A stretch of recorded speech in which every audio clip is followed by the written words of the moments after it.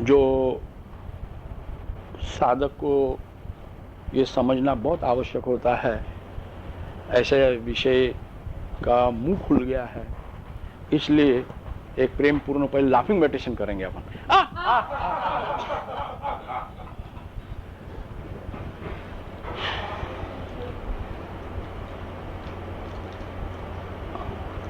साधक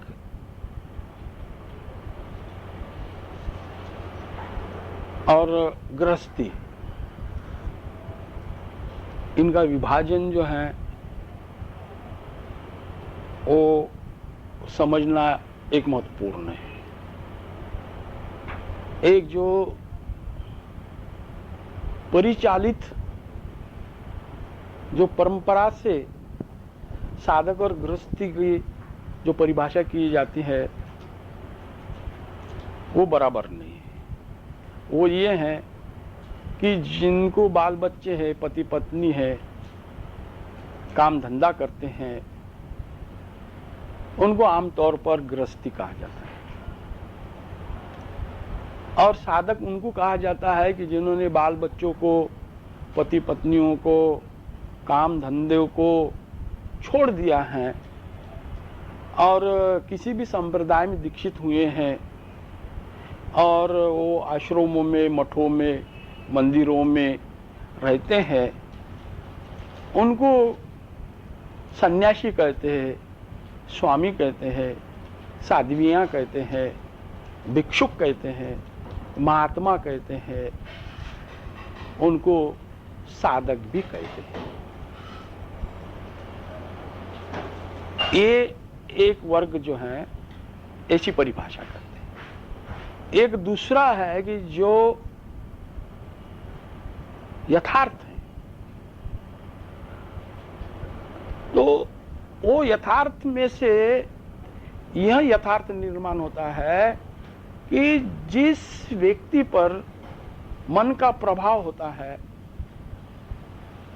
मन का प्रभाव यानी कि काम, क्रोध, लोभ, मोह, अहंकार, इसका प्रभाव होता है और इसके प्रभाव से प्रभावित होकर अपना जीवन चलाता है, वो गृहस्थी। आपने सुना होगा सूर्य ग्रहण। सूर्य ग्रहण का मतलब क्या है कि वो जो सूर्य का संपूर्ण स्वरूप है, उस स्वरूप में पृथ्वी की छाया आ जाती है और धीरे धीरे उसका जो संपूर्ण वर्तुलाकार है, उसको वो पृथ्वी की छाया जो है उसका ग्रहण लगता है, यानी कि वो छाया जाती है उस पर। और ऐसा छाया जाते जाते जाते जाते उसका जो लाइट है वो डिम हो जाता है। आपने सुना होगा महाभारत ने, समझते नहीं है लोग महाभारत की बात को, कि जयद्रथ ने बोला था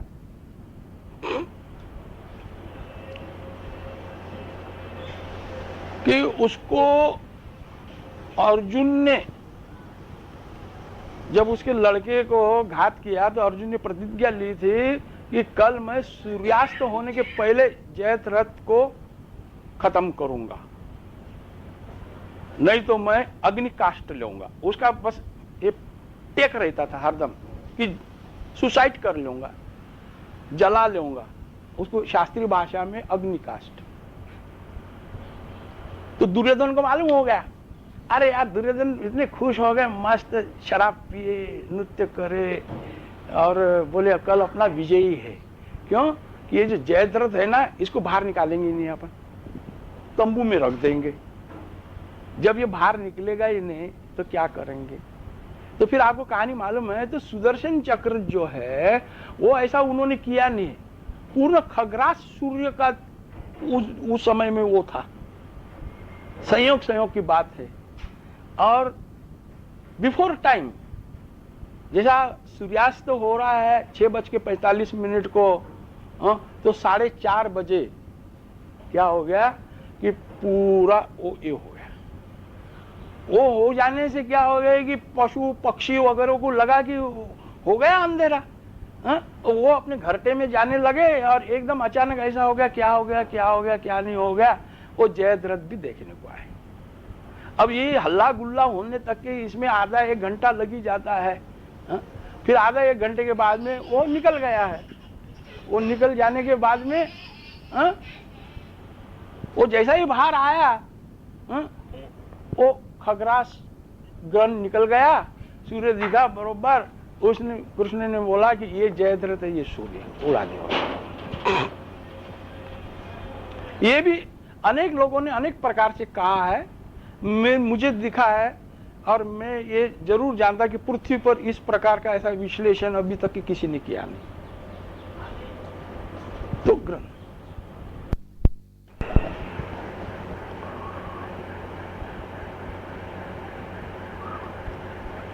तो गृहस्थी और साधक जो सूक्ष्म अर्थ है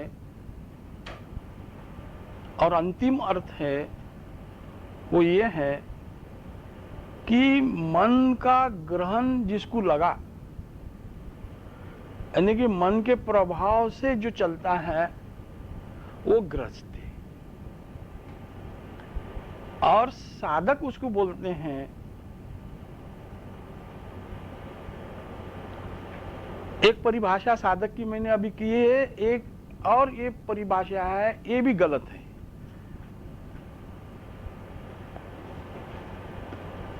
साधक की परिभाषा, साधक शब्द में से साधना करने वाला, साधना करने वाले का मतलब ये है कि कोई मंत्र जाप कर रहा है, कोई योगासन कर रहा है, कोई तीर्थ यात्रा कर रहा है, कोई व्रत उपास कर रहा है, कोई जनेंद्रियों को ताला लगा रहे हैं, भवभूति लगा रहे हैं, नग्न ही घूम रहे हैं, दिगंबर आ गए, कोई एक पैर पर ही खड़े हैं, खड़ेश्वर महाराज, तो इसको भी लोग साधक बोलते हैं। ये साधक नहीं है। यहां सूक्ष्म साधक शब्द का अर्थ है कि जब तक कि वो सद्गुरु आपको इस मर्म को नहीं बताएगा, तब तक के भीतर इसका अर्थ लगाने का। जन्मों जन्म की बात छोड़ दो, इस जीवन में जब से अपन ने होश संभाला है तब से अभी तक के साधारणतः 8 साल की उम्र से धीरे धीरे धीरे धीरे धीरे धीरे आदमी होश संभालता है। तो अभी किसकी 30 साल उम्र है, किसकी 40 साल है, किसकी 50 साल है, तो वो जो अंदर बैठा है, कौन बैठा है? मन। और मन के ये संतान या बच्चे, काम, क्रोध, लोभ, मोह, अहंकार, वो आपका इस्तेमाल कर रहे हैं और अपन राज्य कर रहे हैं, और आदमी भागे जा रहे हैं, भागे जा रहे हैं। एक तरफ ये शरीर है, इसे प्रकृति बोलते हैं, दूसरी तरफ आप हैं, इसे सत्य कहते हैं। प्रकृति सुंदर है, आप, तेज, वायु, आकाश, पृथ्वी से बनी है ये शरीर, और रजतम सत्व, इसे अष्टधा प्रकृति बोलते हैं। तो ये प्रकृति जो है ये स्वाभाविक है, नैसर्गिक है, सुंदर है। क्यों कि तमाम जो शरीर है, मनुष्य शरीर छोड़ के 84 लाख शरीर है, उसको योनि बोलते हैं। उनमें ये मनुष्य का जो शरीर है वो इतना अद्भुत बना है, क्योंकि जो भी ब्रह्मांड में है विस्तृत रूप में, वो मेद मास के रूप में, अंश रूप में एड़ी से चोटी तक के, चोटी से एड़ी तक के अपने शरीर में है। इसलिए पिंड सो ब्रह्मांड और ब्रह्मांड सो पिंड। ब्रह्मांड में जो भी कुछ है वो तमाम अपने अंदर है, और जो अपने अंदर है वही विस्तृत रूप में ब्रह्मांड में है, इसलिए सुंदर है। दूसरी तरफ आप है,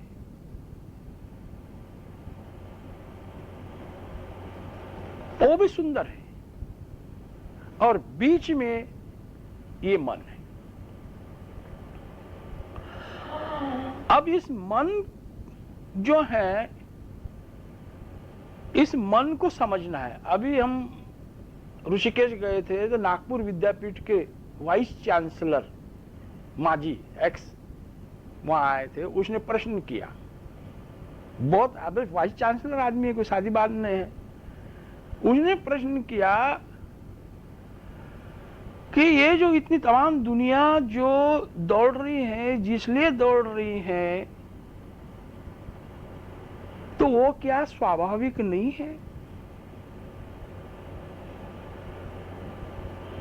ऐसा उसने प्रश्न किया। तो मैं बोला ये स्वाभाविक नहीं है, और इसीलिए भागने वाले लोग दुखी है। आपने 3 शब्द सुने, प्रकृति, विकृति और संस्कृति। शरीर जो है वो प्रकृति का है, और वो जो सत्य है उसको आत्मा बोलो, अजन्मा बोलो, अविक्रू बोलो, अमृत बोलो, सच्चिदानंद बोलो, पूर्ण बोलो, शून्य बोलो, अखंड बोलो, साक्षी बोलो, दृष्टा बोलो, असंख्य नाम उसके हैं। और इसके बीच में जो मन है, तो मन का जो 2 प्रकार का कार्य मस्तिष्क में चलता है और 2 प्रकार का कार्य शरीर में चलता है। तो मस्तिष्क में जो 2 प्रकार का कार्य चलता है, उसमें पहला कार्य है, उसको भाव बोलते हैं कुछ लोग, या हमने उसको प्रथम उल्लेख, वो स्वाभाविक है। प्रथम उल्लेख स्वाभाविक है, नैसर्गिक है। क्रोध है, लोभ है, मोह है, अहंकार है, भय है, इसके तरंग आना ये स्वाभाविक है, ये प्राकृतिक है, ये सुंदर है। अभी इसको क्या करना है कि गंदा नहीं होने देना है,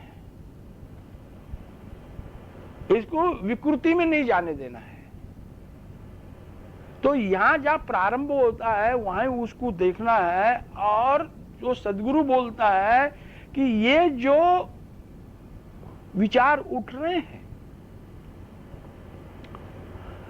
इसके अंदर में वो विचार 2 में टूटता है, यही 2 में टूटता है।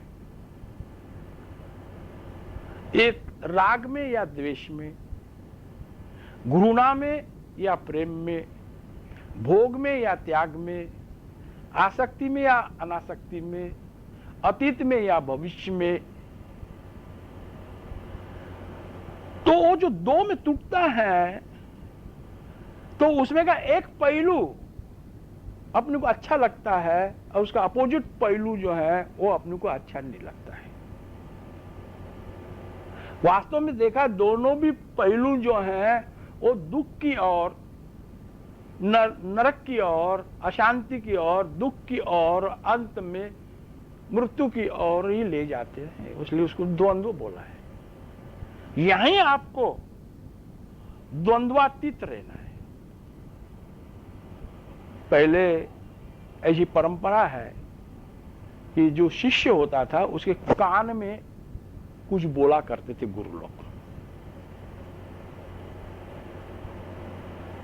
और पहली माता गुरु बोला करते थे, क्योंकि वो माता जानकार माता थी। तो जैसा ही बच्चा पेट में से बाहर आता है, वो माता जानकार रहती, वो उसके कान में बोलती है कि तू अशरीरी है, तू अजन्मा है, तू साक्षी है, तू दृष्टा है। उसको पहला मंत्र वो माता देती। पर दुर्भाग्य, आज की माताओं, बच्चा हो रहा है तो पहले वो बेहोश हो जाती, उसको पता ही नहीं चलता कि मुंह में से निकला क्या कान में से निकला। वो क्या मंत्र पोकेंगी। तो ये जो मनस्थल पर दो घटनाएं होती हैं, तो उसमें रस नहीं लेना है, वहां रस रहित रहना है। रस इसलिए नहीं लेना है कि रस आपने लेंगे तो वाणी में आएगा, और जो वाणी में आता है तो उसके बाद में वो शारीरिक अपने आप बनेगा, क्योंकि आपने उसको बल दिया है, रोक नहीं सकते। इसलिए और जब प्रारंभ होता है तब अनारंभ करना है। तो ये जो है मन का प्रथम उल्लेख, ये स्वाभाविक है। अब उसको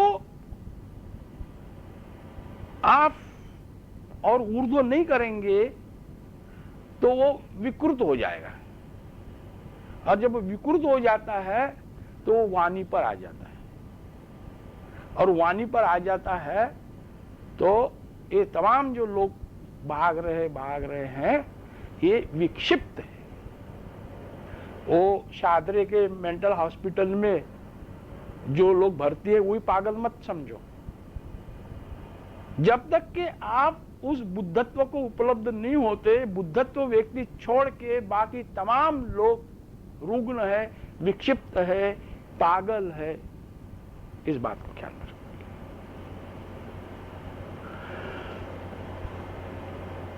तो प्रकृति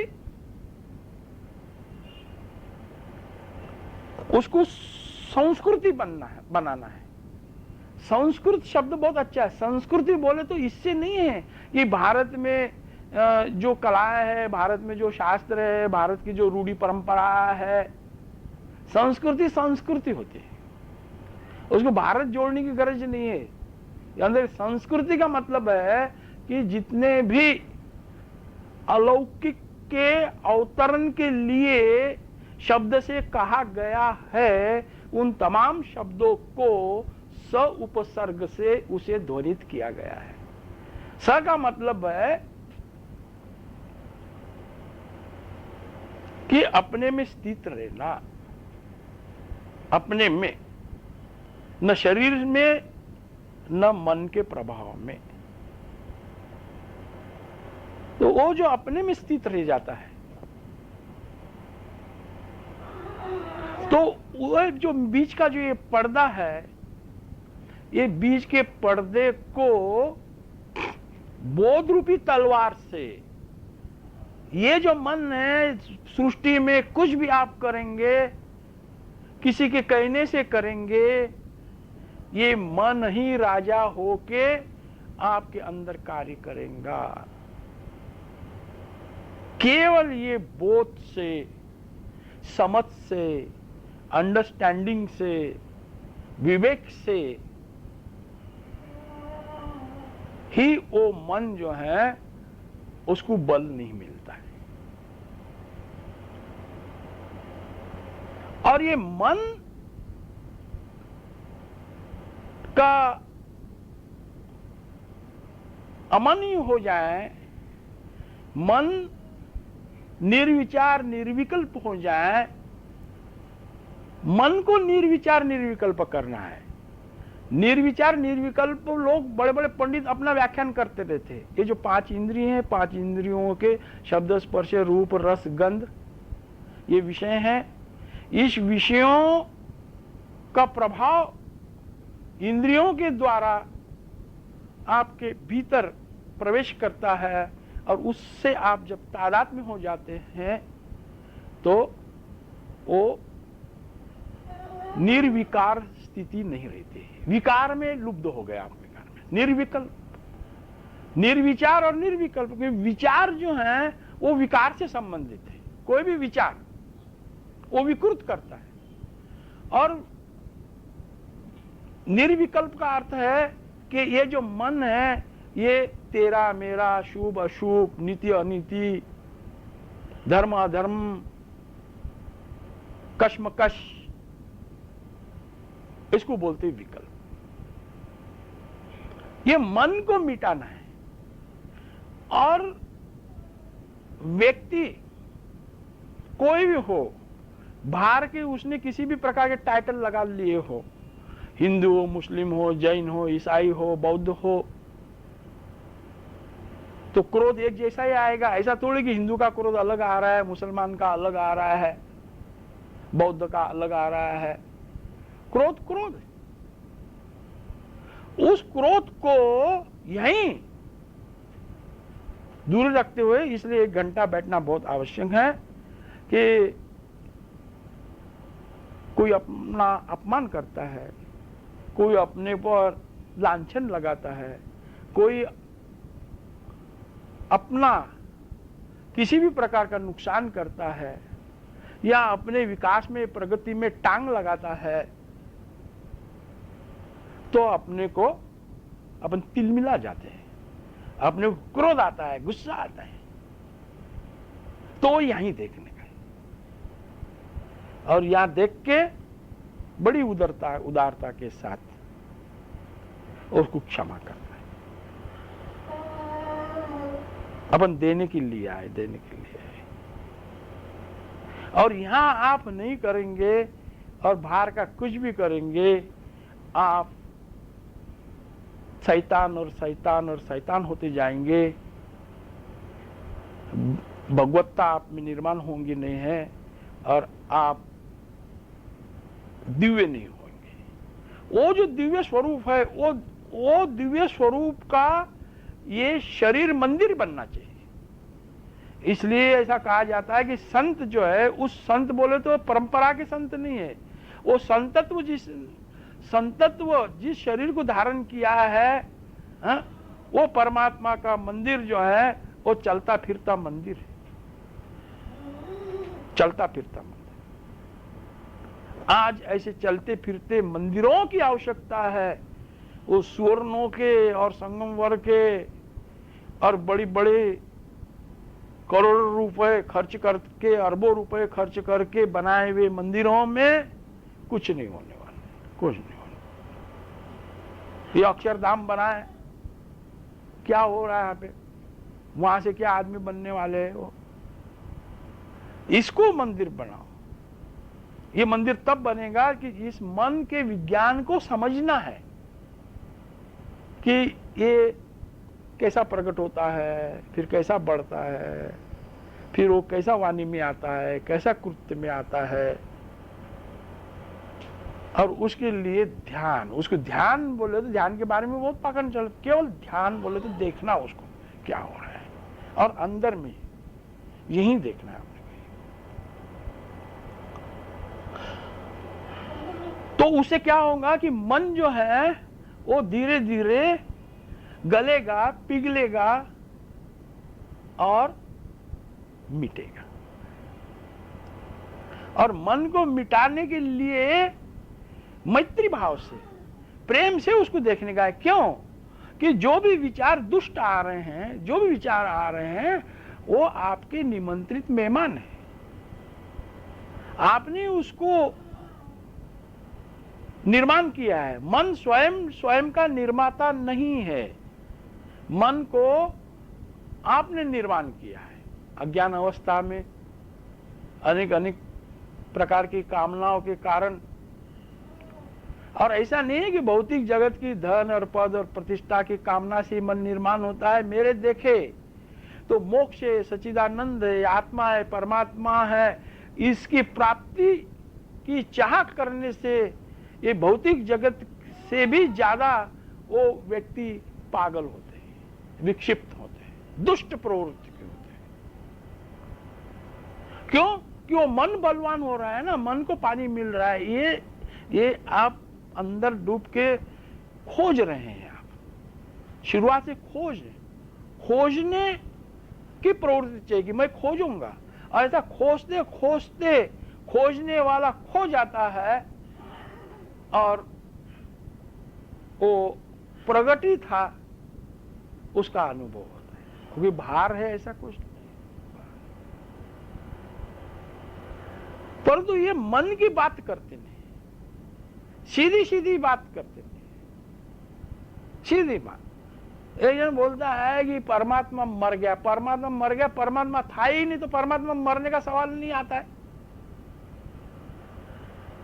अपन कोई ऐसा समझते हैं ना कि कोई तो भी आकाश में इधर उधर परमात्मा किधर बैठा नहीं है। मर इस पृथ्वी पर कृष्ण है, बुद्ध है, महावीर है, गुरु है, नानक देव है, हमारे इधर महाराष्ट्र में तुकाराम महाराज है, चक्रधर स्वामी है, यानी कि जिन्होंने उस मन के पर्दा, ये जो बीच में मन का पर्दा है, इस मन के पर्दे को जड़ से निकाल दिया, और वो जो भगवत्ता उनके अंदर में प्रकट हो गई है, तो उनको फिर बाद में लोगों ने भगवान बोला, तीर्थंकर बोला, अवतार बोला, पैगंबर बोला है उसको। तो वो पैगंबर बनने के लिए अपने को जाना नहीं, उसका प्रयास नहीं करना है, केवल मन का प्रभाव अपने पर होने वाला नहीं है। और ये जो है ये दो प्रकार यहाँ पर ही, प्रथम उल्लेख वो स्वाभाविक है, प्राकृतिक है, पर उसके बाद का जो दूसरा है उसमें रस लेना या विरस, ये दोनों ही द्वंद्व है। वहां आप रस लो मत, न उसकी गुरु ना करो। और फिर यहां सब हो रहा है, ये अन्न मान और धन, ये प्रारब्ध के अधीन। ये अपने को समझ जाएगा तो अपन बिल्कुल निश्चिंत हो जाएंगे, निश्चिंत। धन आने का हो, आप 4 लात भी मारेंगे तो भी वो आएगी। ऐसा आप बोलो ही मत, मर बहुत मार काट ये वो करके, ऐसा वैसा करके वो धन नहीं मिलता है। अभी अभी की ताजी घटना है,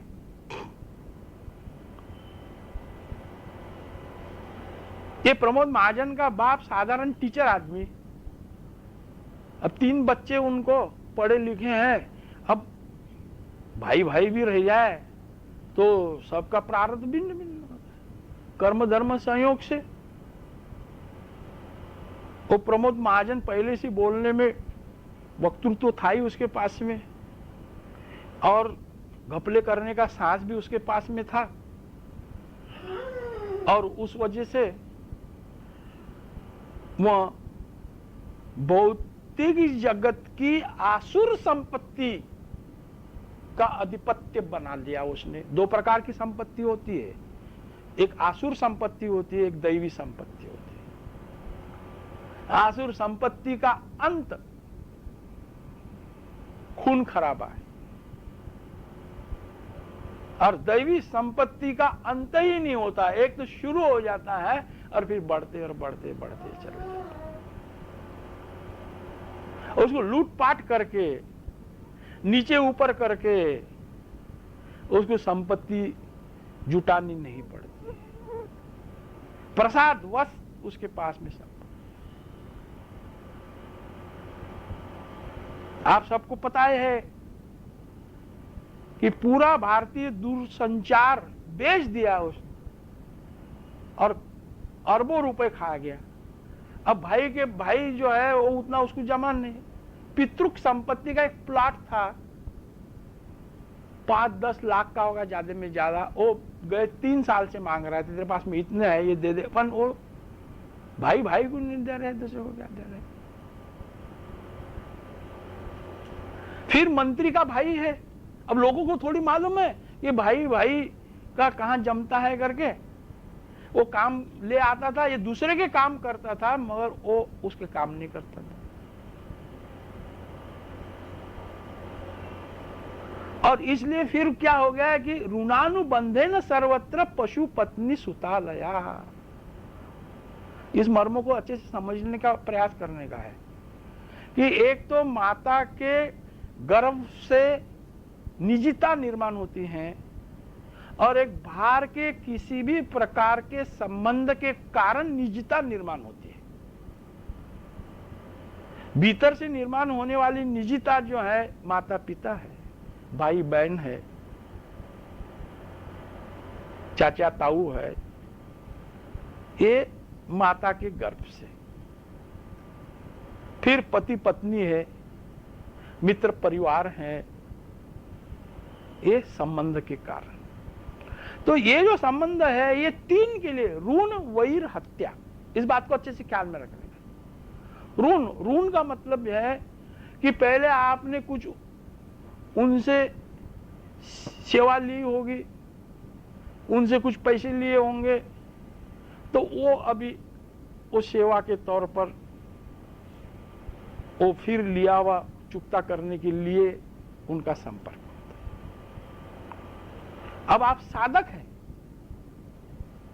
साधक बोले तो अभी तक जो मन जो है ये अपने को साध ले रहा था, अभी उस मन को अपने प्रकाश की ओर ले जाने के लिए, उस मन को अंधेरे से मुक्त करने के लिए अपने को ये जो दृष्टि उपलब्ध हो गई है उसका इस्तेमाल जो करता है उसको सही माने में साधक बोलते हैं।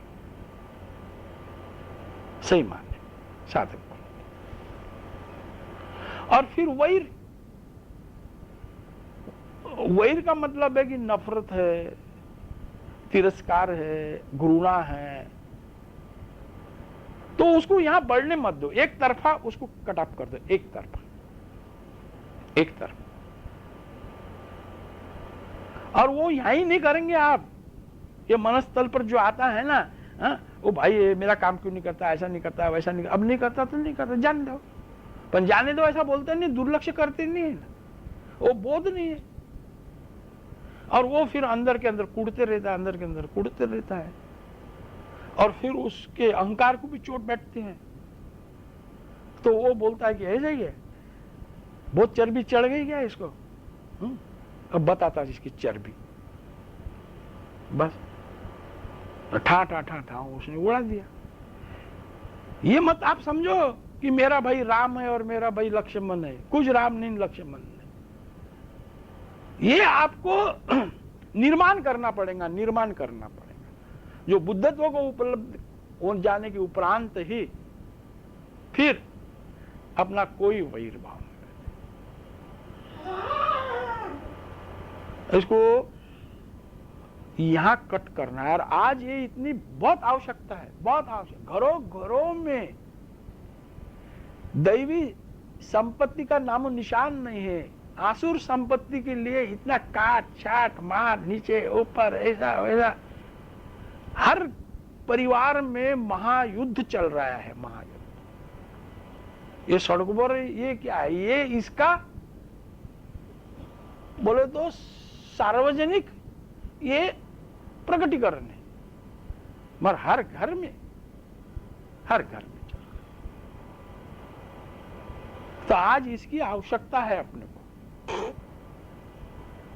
और ये आप करने से ही होने वाला है, करने से होने वाला है।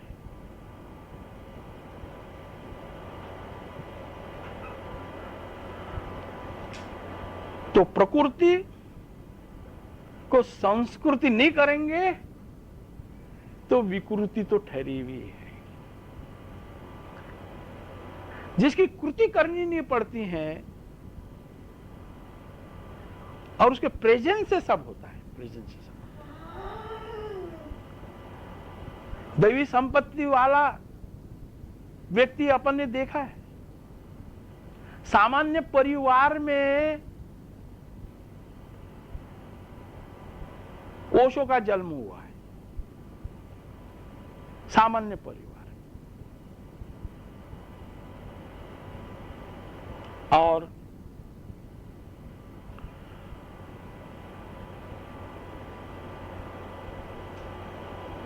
कोई दुनिया में ऐसा आदमी नहीं है। 95 रोल्स रॉयस गाड़ी, 5000 मैल का उसका आश्रम, और कमरे के बाहर गया नहीं वो व्यक्ति। देखो अपने सामने की बात है, किधर से आ गया? ये दैवी संपत्ति। और कहीं ऐसा रजिस्टर में नाम नहीं है। और थोड़ा सा तो वो आप कभी आश्रम में गए होंगे, 5 मिनट के लिए वो रोल्स रॉयस गाड़ी में बैठ के आया करते थे, 5 मिनट के लिए।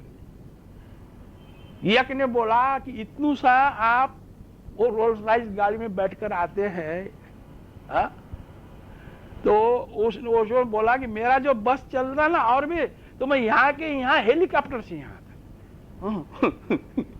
एक बात है, हा? तो आप जो हैं इस पृथ्वी के नमक रहने वाले, नमक यानी कि नमक हराम नहीं भला क्या?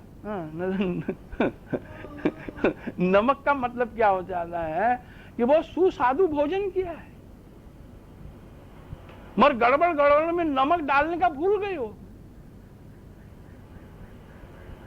और सामने भोजन आ गया है, नमक नहीं तो कैसा रहेगा? वो अपन खा नहीं सकते। तो आज धनपतियों की लाइन लगी है, सत्तापतियों की लाइन लगी है, आत्मपति व्यक्ति की आवश्यकता है। और अपना जो अभियान जो है, हम तो पहले जब घर से ये खोज के लिए निकले, तो ये जीवन में खोज लगे या न लगे वो दूसरा प्रश्न है, मगर खोजते रहेंगे, मगर किधर रुकेंगे नहीं। न कोई आश्रम के अधिपति बनेंगे, न महंत बनेंगे, न मंडलेश्वर बनेंगे, न किसी की गादी पर बैठेंगे, कुछ नहीं।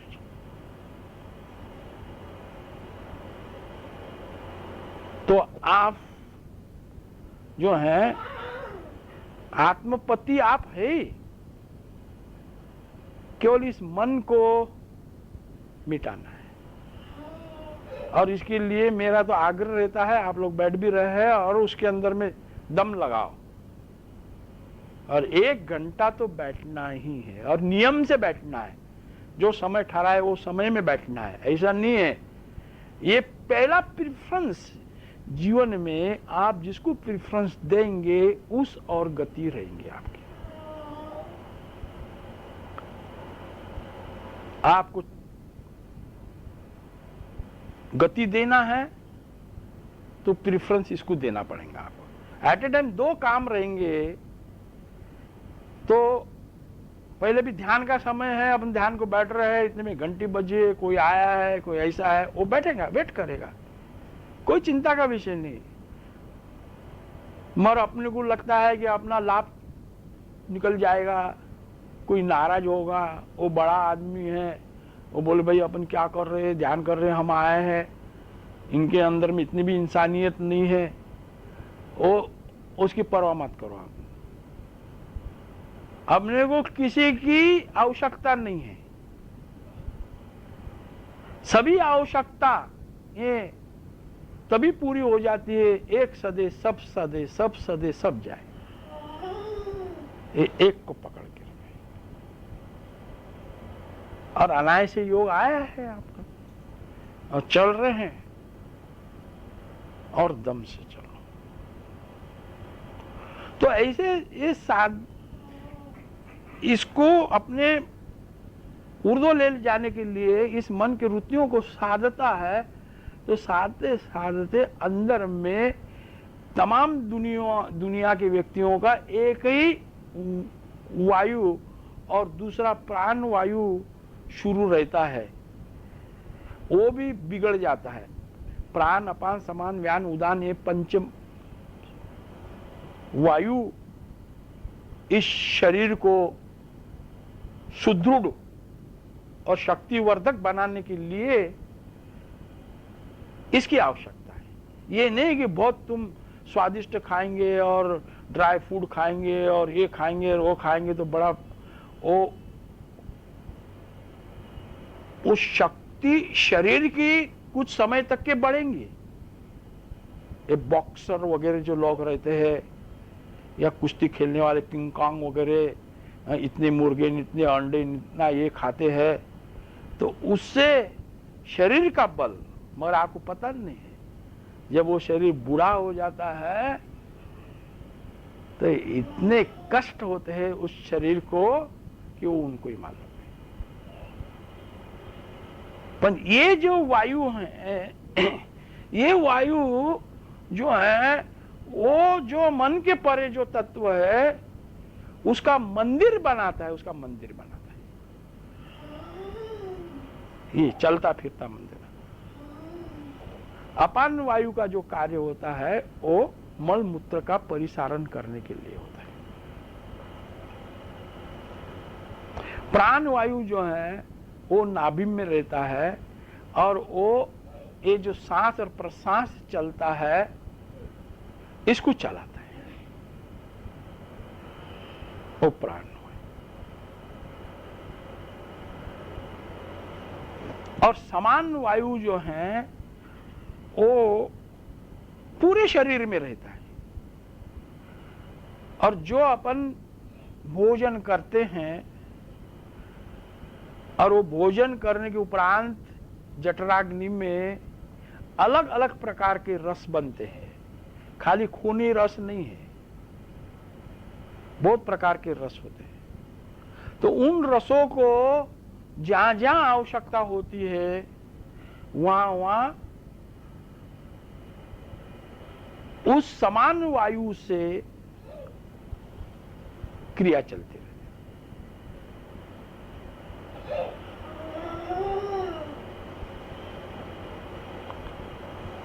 फिर व्यान वायु, व्यान वायु क्या करता है कि अपने शरीर के पूर्वार्ध और उत्तरार्ध, मूलाधार के नीचे का जो भाग है वो दक्षिणायन है और ऊपर का जो भाग है वो उत्तरायण है। मूलाधार के नीचे का जो भाग है वो ढलान की ओर है और मूलाधार के ऊपर का जो भाग है वो पर्वतीय है। तरल पदार्थ का गुणधर्म है ढलान की ओर जाना, पर नीचे का पानी अपन ऊपर ले जाते हैं तो एक हाउस पावर की मोटर अपन लगाते हैं। वो मोटर क्या करते हैं कि पानी को ऊपर टाकी में डालते हैं और वो फिर सब नलके में आते हैं।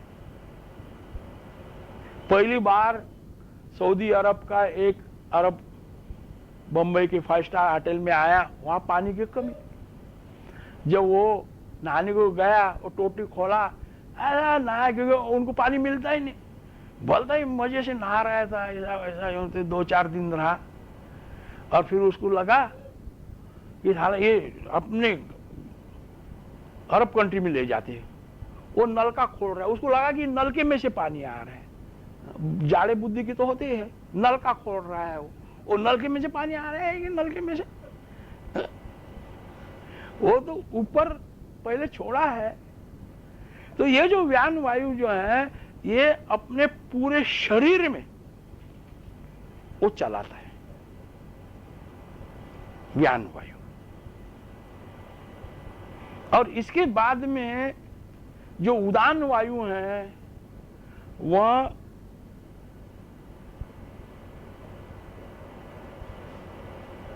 मन अभी 1-2% रह गया होगा तब, या वो अव्यक्त व्यक्त होता है उस वक्त में।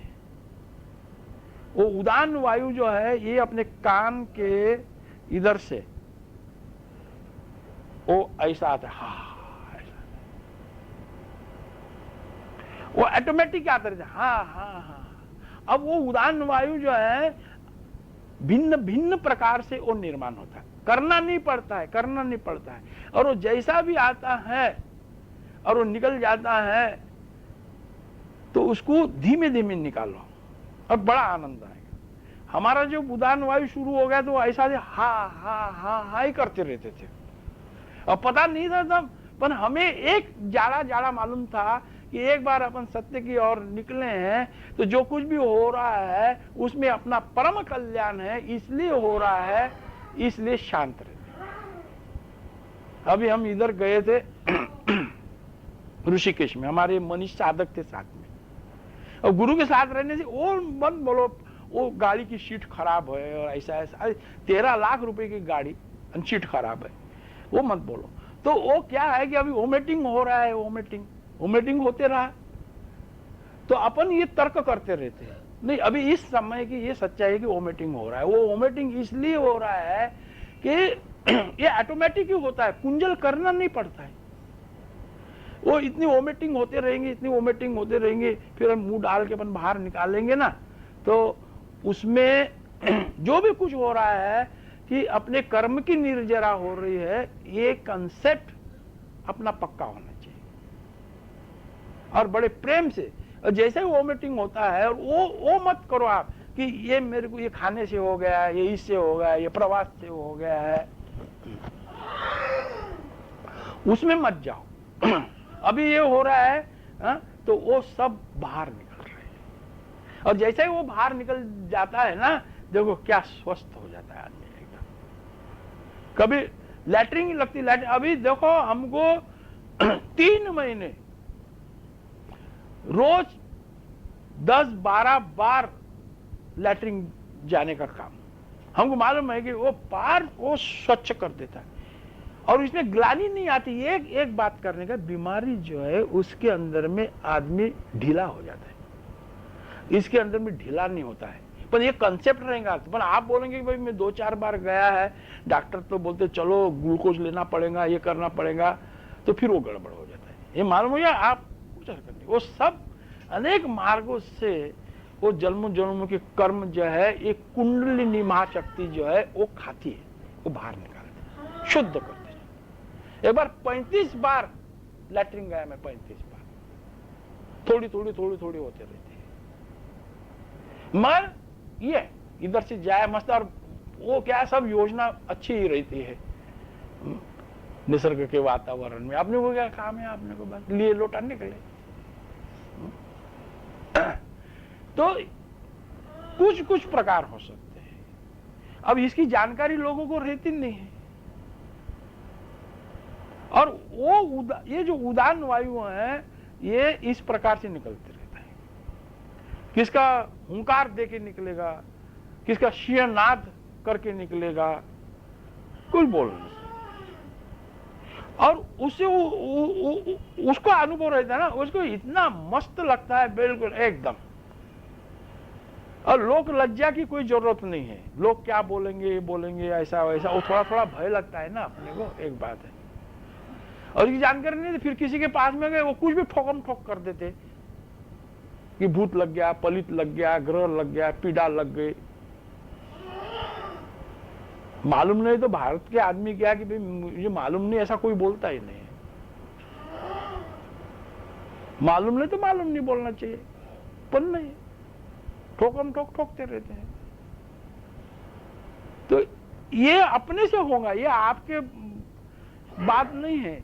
और अपन केवल ये मन के प्रभाव से अप्रभावित रहो, बस इतना ही करो। ये मन से प्रभाव से अप्रभावित रहेंगे तो भीतर अपने से अवेयरनेस निर्माण हो जाता है। अवेयरनेस यानी होश, फिर यहाँ क्या करना है आपको समझेगा। और फिर अपना जो साधक का जो उपजीविका का भी साधन है, वो भी बिल्कुल स्वच्छ चाहिए।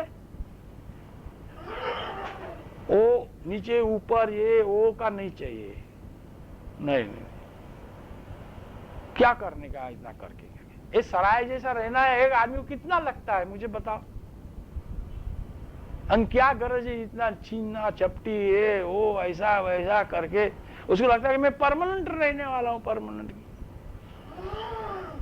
सीधा रहना, क्योंकि ध्यान में आप बैठेंगे तो बहुत लोग ध्यान नहीं करते। वो बोलते कि हम ध्यान में बैठते तो हमको बहुत विचार आते हैं, ध्यान में बैठते हैं तो हमारा सर ऐसा भन हो जाता है। भन क्या, तूने भन किया ना, इधर किसी को बोला, किसी को दुख दिया, किसी को ताने मारते रहे, किसी को लूटपाट करते रहे, तो फिर ध्यान में बैठेंगे तो वो आएंगे।